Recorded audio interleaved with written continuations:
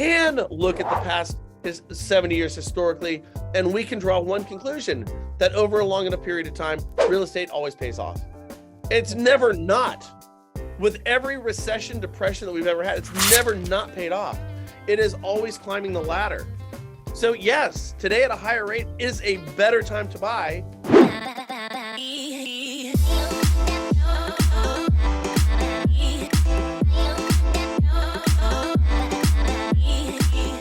The management and transparency is what's very important.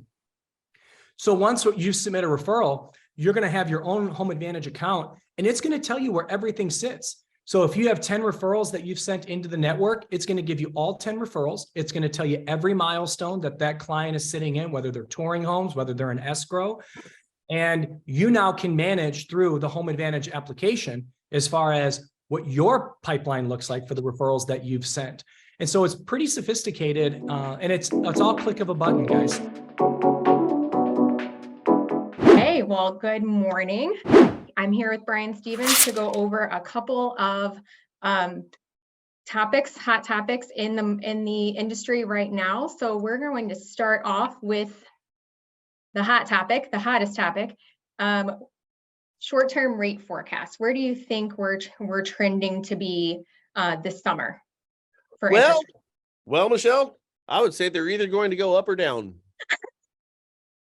I feel very confident about that. Okay, I think you're right. Up or down, up or down, up or down. All right, here's the dirty little secret. The truth is, if anybody really knew, they wouldn't be talking about rates. They'd be trading. So nobody really knows. Everything's just an educated guess. That's a real question that people should be. The real question that loan officers and realtors should be asking themselves is, why are we discussing the direction rates are going to go? What we should be discussing is, what do we do with the rate that we got?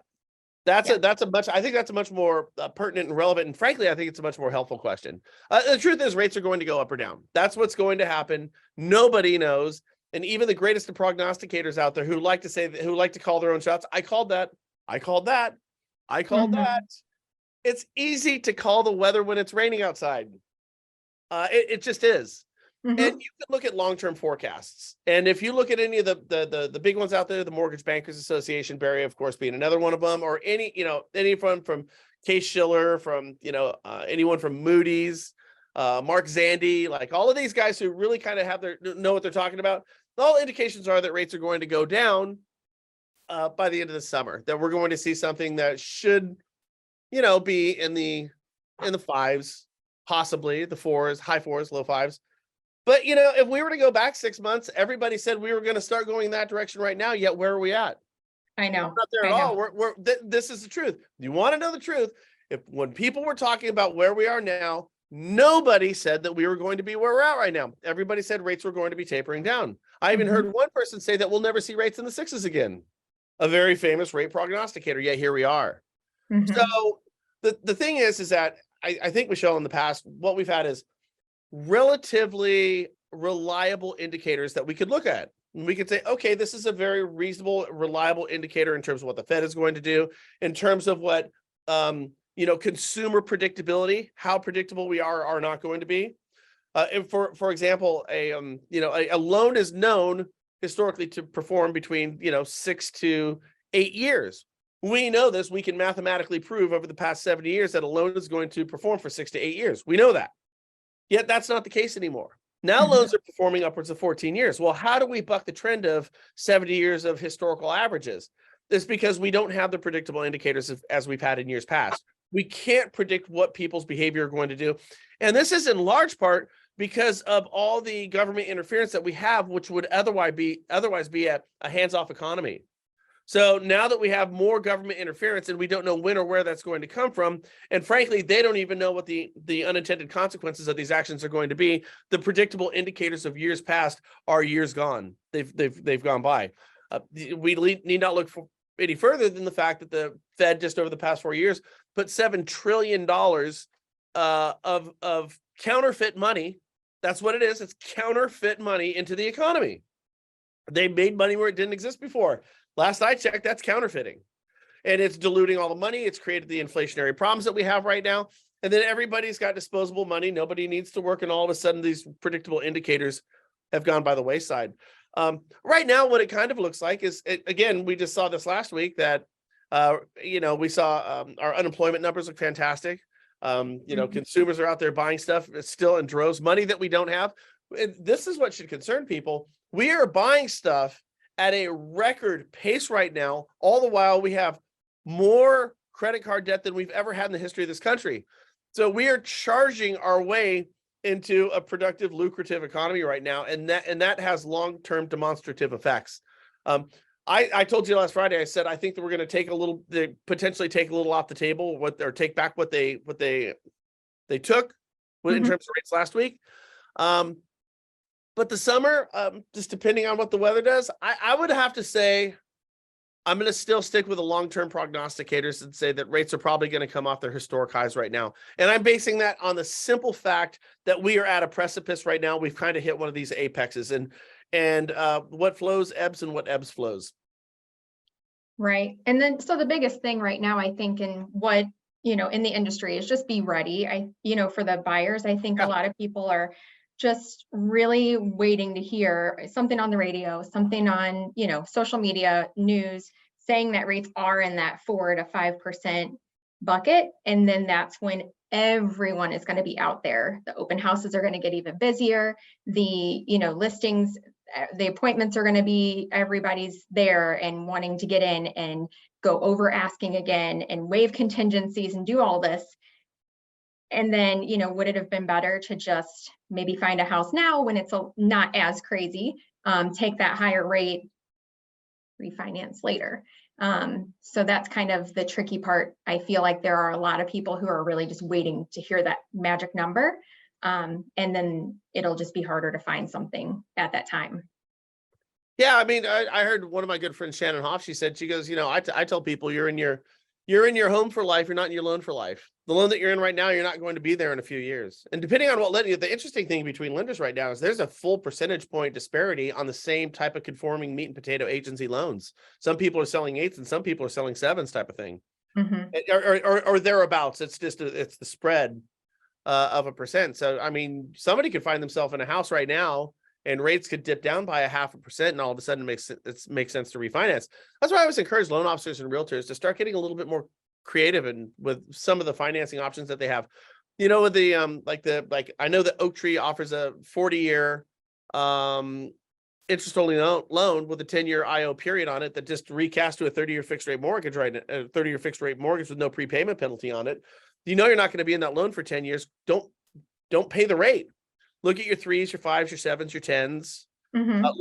Look at your ARMs. I mean, I know that we don't have stuff of years gone by, but now we have interest only on the table. And just depending on the market that you're in, I know it's not the case in St. Louis, but there are areas of the country right now that properties are moving slowly, and you can use that as an opportunity to go ahead and get concessions from the seller to buy rates down. I mean, there are tools at a loan officer's disposal. There's arrows that we have in our quiver to go ahead and combat against some of this stuff. But you said something I thought was interesting when you opened up your statement. You said people are waiting to hear. People are waiting to hear, and you said from the radio, online, those type of things. Well, I would say, have them hear from you, the lender. Don't wait for them to hear it on the radio. Have them hear it from you. Have them hear it from your team of realtors that you're working with, that it's not the dire straits that is being forecast right now in the media. Let them hear it from you that the opportunities today are going to be better than the opportunities for tomorrow. And, I just said, we can't rely on our historic indicators of the past 70 years to predict where rates are going. And that's just a fact. That's an unmitigated fact. But we can look at the past 70 years historically, and we can draw one conclusion, that over a long enough period of time, real estate always pays off. It's never not. With every recession, depression that we've ever had, it's never not paid off. It is always climbing the ladder. So yes, today at a higher rate is a better time to buy than tomorrow at a lower rate when you're going to pay a higher premium on it. Just think of it like this, very simple. Talk to your clients. Say, would you rather have a rate of 8% today on a $300,000 loan, or would you rather have a rate of 6% 6 months from now from a loan amount that's $100,000 higher? Right. Well, I'm not going to pay $100,000 in interest over the next couple of years on this thing. Let's get that out of the way now so I get a loan balance that's 100 grand cheaper, because frankly, even if people don't do it, I think what the goal is to one day pay your house off. And it's a hell of a lot easier to do it if you have a smaller principal balance to start with. The rate will change your loan balance. You can't refinance out of your loan balance. You can refinance out of your rate. Perfect. Very good points. And so the next thing, and I heard on National Real Estate Post, I went through your video about the inclusionary models that are changing. Yeah, the inclusionary models that are coming out for the FICO scores. So if you can touch on that.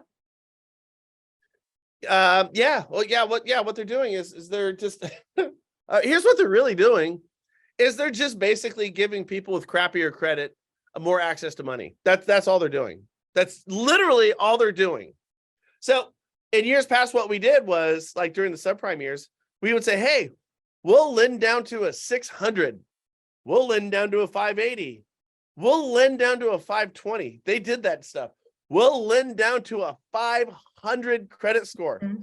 At a 500 credit score, you actually have to be really great with credit and smart, because you have to know credit well enough to know that you can't get a 500 credit score by just not paying your bills. You actually have to be good enough to talk people into giving you more credit after you've screwed everything up, to screw that credit up too, to get as low as a 500 credit score. It's a real remarkable feat in and of itself. So after that whole black eye of the subprime years back in 2008, what we decided was it's very ugly to give people, and it makes people feel bad because everybody deserves a trophy. It makes people feel bad if they have low credit scores, and the optics are very bad to give loans to people with 500 credit scores. So what do we do? Well, there's a good workaround. All we do is to say the lower credit scores are now higher. And if we just say the lower credit scores are higher, we accomplish two things.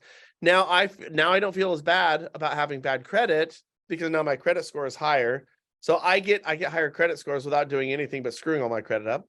And then lenders, and more importantly, investors, are going to buy into these loans, and we're going to get higher ratings from the rating agencies, which are going to make bundling, commoditizing, and selling off these mortgages easier, because they come with a higher credit score, and that's much more digestible than doing loans for people with lower credit scores. When we're modifying credit, when we're making this, if you think I'm wrong, all you have to do is look at the language. Mm-hmm. We have a more inclusionary credit scoring system. We are going to invite more people into our game. Okay, if we're only inviting people in with good credit, but now we're going to make it even more inclusionary, that means we have to reach further out and grab some of those people who now have bad credit and say, oh, no, you don't. Your credit's good now. You're all good. You're all good. It's okay. Here, you can go ahead and default on a loan. It's okay. I mean, that's kind of what it boils down to. Now they're dressing this up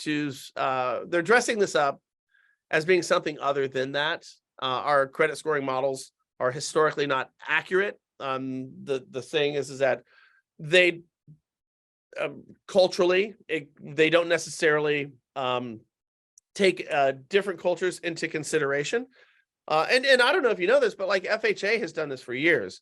You get certain cultures that don't necessarily trust institutionalized banking. And it is in FHA and HUD's underwriting guidelines that you can actually use mattress monies with certain cultures that have been documented to not necessarily trust and use banking in an institutionalized way that we have done.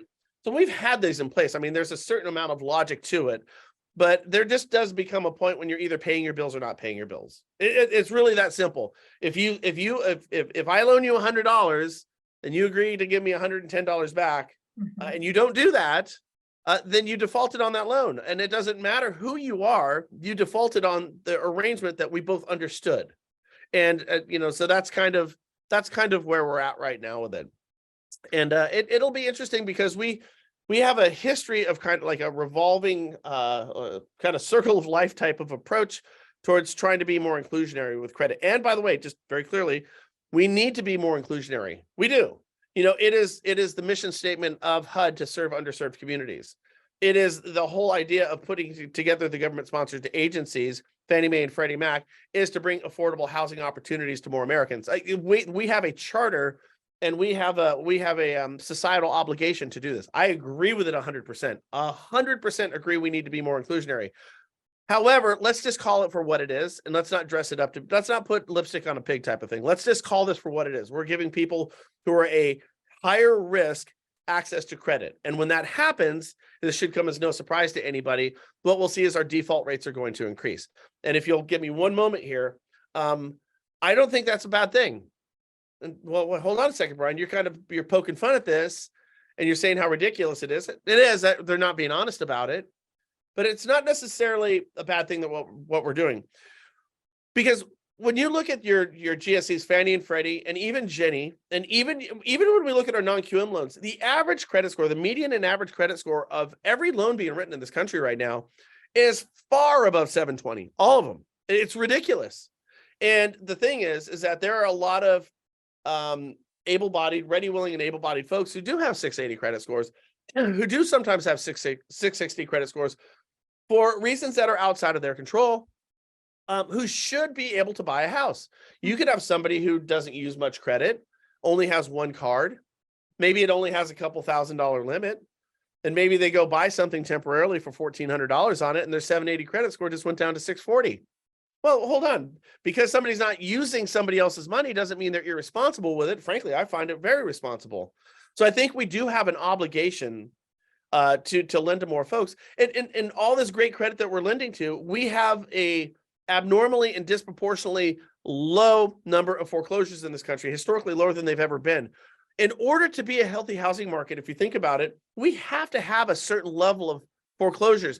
If we don't have some foreclosures, that means that we are not helping the people who need us the most. It's kind of like if you have a kid, you got boys? I do. Okay. Mhm. Okay. Here's what you want as a mom. How old are your kids? They're 7 and 10. All right. Perfect ages for this. Perfect ages for this analogy. You want your kids to have scabs on their knees and their elbows because they're supposed, and our girls too, they're supposed to fall down, because when they fall down, that means they're trying. And when they get those scabs, that means they're getting their ass back up. Right. That's what it means. And that's what you want as a parent. And we have to, in the same type of mindset, we have to have some scabs on our knees and our elbows in this industry a little bit, because that means we're trying. And right now we simply don't have that, because right now we are not serving underserved communities. I had a conversation with Dave Stevens, the past president of the Mortgage Bankers Association and the president of FHA, appointed by President Barack Obama.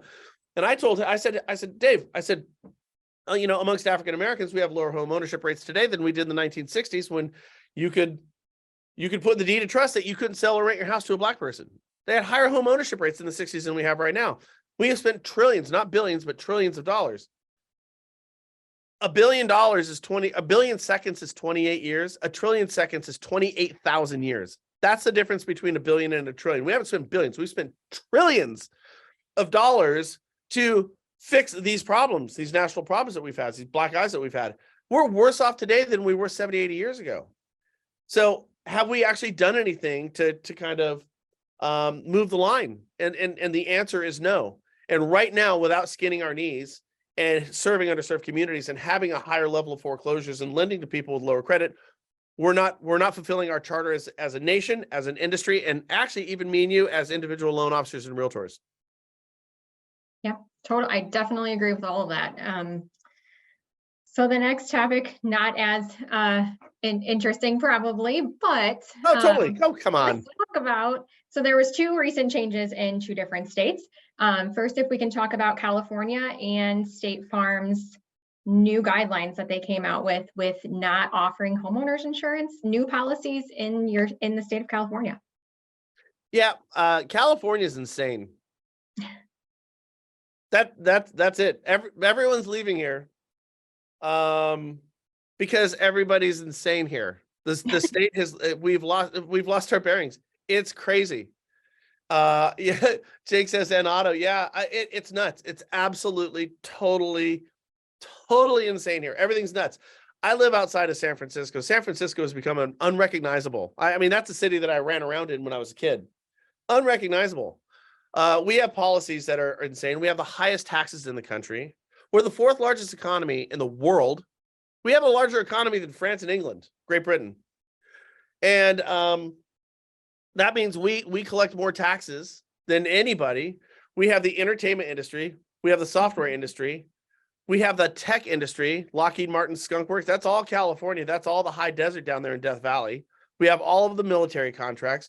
And then we grow more produce than all the Midwestern produce growing states. We do everything. And we can't fix the potholes in the roads. We collect more taxes. We have the largest debt of any state.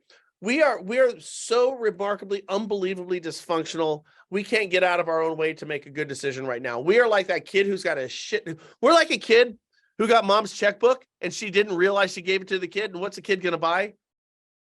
Shit. That's what the kid's going to do. And that's what the state of California is doing right now. And that's why everybody's leaving. Highest taxes, biggest debt. It's nuts.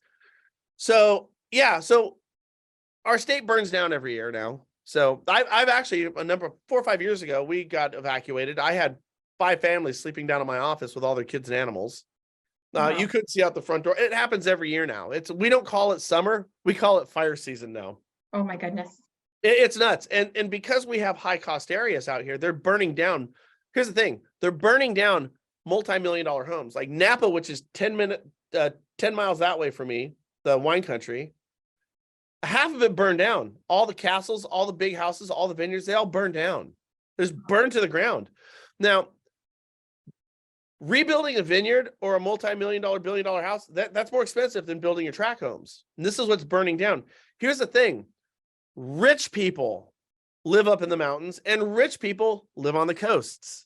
Santa Monica, areas like that down in Southern California, Pacifica, Half Moon Bay, Carmel, all that shit. Rich people live on the coast. Rich people live in the mountains. The mountains burn down. So all these expensive houses get burned down. Now, when they do it, we literally empty the coffers of all these insurance companies so they can't afford to write these policies anymore. And of course, our laws are crazy, so you can get away with anything now. But here's how nuts it is. And just give me a little bit of a wide berth on this. I want to let people know how nuts it is out here. So everybody's house burns down, right? The rich people. So down in Malibu, Hugh Jackson, the actor, just $20 million mansion burns down there, okay? So now the state of California says, well, hold on a second. We have to blame somebody for this. The drought, we're not capturing any more money. We're doing nothing to fix our situation. And they say, oh, I got it. PG&E, that's called Pacific Gas and Electric. They run all the energy for the state of California, and they do it for part of Mexico and a lot of the Western states. PG&E, Pacific Gas and Electric. So we say, oh, it's PG&E's fault. It's not the drought's fault. It's not the fact that Hugh built a house up in the mountains in a tinderbox that's ready to explode. No, it's PG&E, Pacific Gas and Electric, who provides us with our utilities, who is owned public and private. So the citizens of California actually own PG&E. So the state of California decides we're going to sue PG&E. Okay, so they're going to sue themselves. All right, for starting these fires, which they didn't start at all, but you got to blame somebody. And that's what Gavin Newsom, Nancy Pelosi's nephew, thought was a great idea. So they said, hey, PG&E, you got to pay billions of dollars because all of this shit is your fault. It's your fault it hasn't rained here in 10 years. They said, but here's the deal. We can't bankrupt you because you provide everybody in the state of California with your electricity. So here's what we're going to do. We are going to sue you and take all of your money and all your shareholders' money. And once you go broke, before you go bankrupt, so you don't go bankrupt because we still need your electricity, we're going to let you raise the rates on electricity for everybody in the state. So what happens is lawsuits go, Hugh's got great insurance, his house gets rebuilt, right? The state of California gets billions in their coffers. And who ends up paying for that lawsuit in the long run? You want to know who? That single mom working 3 jobs, who's got, 2 kids, living in an apartment down in the city industry in Los Angeles, who's got higher PG&E rates right now to offset the cost of Hugh Jackson's $20 million burnt down house, and everything's working swimmingly for him. Ultimately, it got passed down to the people who could least afford it, a lesson that we know all too well here in the state of California. Now, or excuse me, in the mortgage industry. Now, why this is important is because this is coming to a state near you. Okay, the same thing is happening down in Florida. Nobody's writing policies in Florida. You can look all the way up the eastern seaboard and you're finding the same type of things from the hurricanes and the freezes that they have. Right. You can look at the Midwest with tornadoes. You can look in the West over here with all the fires that we have and the droughts that we're having right now. It's causing absolute havoc around the country, and insurance companies are no longer financially solvent. If we look at our national flood insurance plans that we have in place right now, it's broke to the tune of billions of dollars. It's being subsidized by the federal government, the U.S. taxpayer. So we are all collectively doing the same thing that I said in California with our PG&E. We are all collectively doing that with our tax dollars right now to subsidize folks who are living next to rivers and folks who are living on the ocean, okay, for their flood policies. Who lives next to rivers and who lives next to oceans? The same rich people. So what we are doing is we are collectively subsidizing the insurance policies for a bunch of folks who don't need any subsidies in the first place. And we're finding all across the country, these insurance companies, they're falling off. And it's starting in California because we set trends. But again, trust me, this type of mindset is coming to a state near you.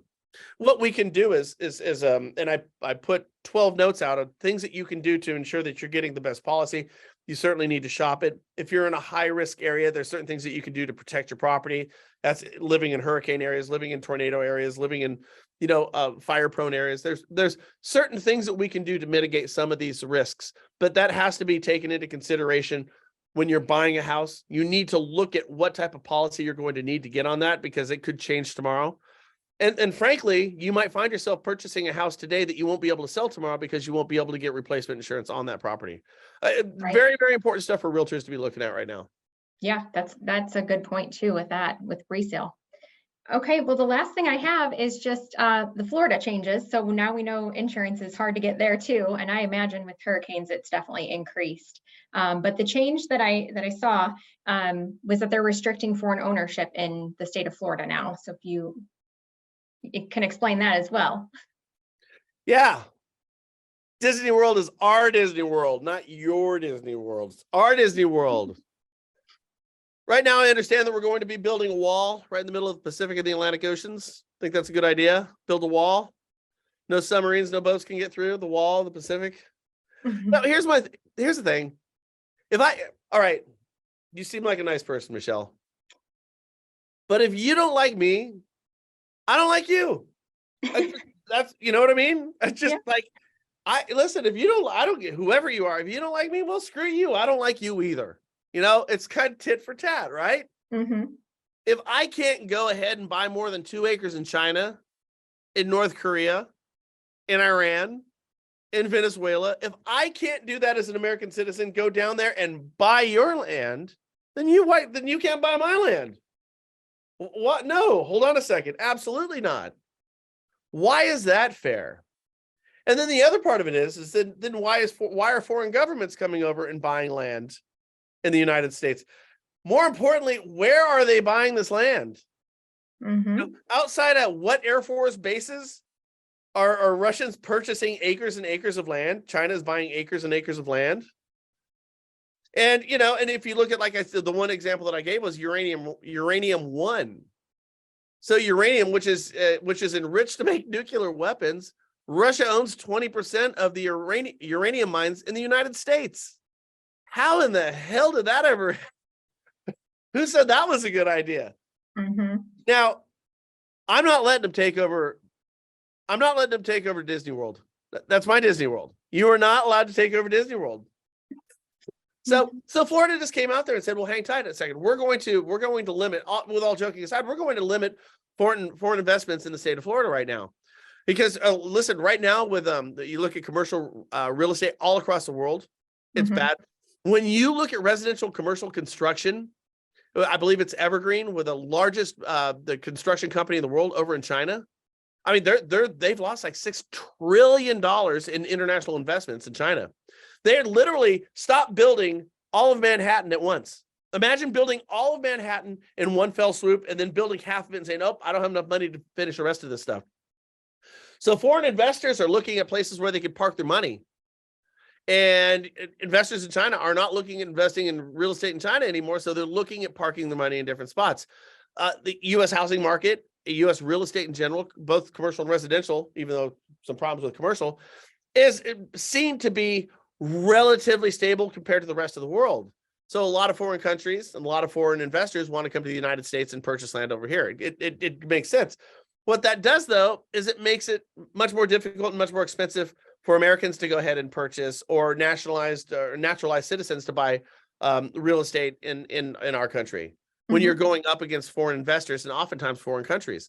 So Florida came out and said, "Well, hang tight. We're going to hit pause on this button right now until we find out exactly what the heck is going on, and we're going to give American investors, first right of refusal to go ahead and purchase land here," which does kind of make sense to me. Now, I can see people saying, "Well, that you're being this, I'm not being anything. I'm nothing against any of these countries. If I can't buy in your country, you can't buy in mine. That's it." And I think that, yes, we should prioritize people in this country who want to invest in this country before we allow foreign countries to do it. It seems to make sense to me. I thought I was going to get a bunch of backlash from it, but frankly, most of the folks kind of said, "Yeah, we agree with that." And I get the global economy and everywhere going to be globalized. I get all that stuff. But right now, if we can't take care of ourselves, then we have no business letting other people come in here and take take some of our spots that, I don't know, maybe you want a vacation home down in Florida. You got 2 little boys. I bet they'd like to go to Disney World, Epcot Center, and all that stuff. It's true. It's expensive. When you explain it that way, I think it completely makes sense. But when you see the headline, it makes us, you have to dig in deeper. And that's what is so good when you visit your site. Do you want to tell people where they can find your app or website? Yeah, we're the National Real Estate Post. If you go to the nationalrealestatepost.com, you can find us there, or NREP Daily, NREP Daily. You can find us there. And we have an app. If you go to any of the places that do the app things, it's just a National Real Estate Post. And we just do a show every day about real estate and lending, try to put a little sales nourishment in there, take ourselves super, super seriously. And so, and we just try to start your day out on the right foot. That's kind of the thinking of what we do over here. So yeah, that's great. And we have fun with it. Well, thank you. Thank you for your time today. Thanks for meeting with me. Yeah, likewise. And I spoke with our team on Lady Shots over here, so we're going to get you guys dialed in. Awesome. All right. Well, I will talk to you soon. All right. Well, you guys have a great day out there. And until next time. Okay, perfect. Thank you.